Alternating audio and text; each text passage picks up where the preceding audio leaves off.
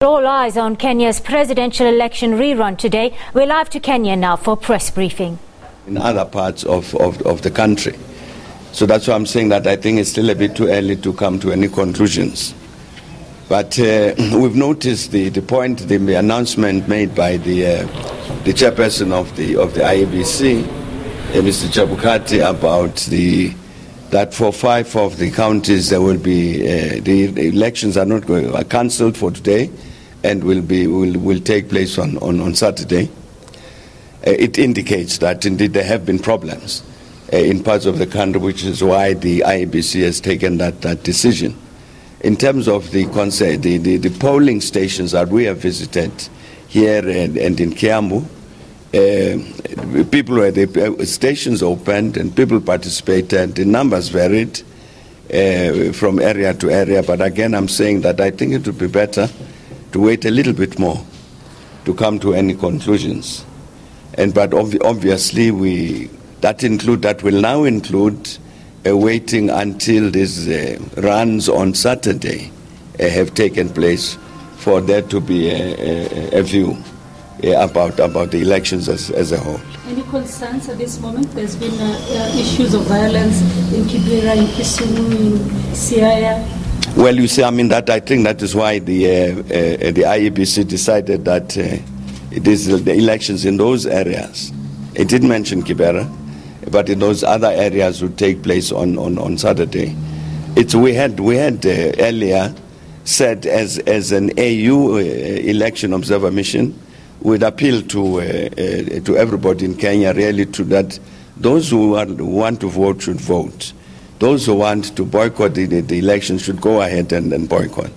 But that we should, all of us, avoid any violence and any of that kind of activity. And hopefully, given that now there seems to be an extension in terms of these additional 5 counties, I think we would want to repeat that appeal. That really it doesn't help anything. It doesn't help anybody to engage in all this violence.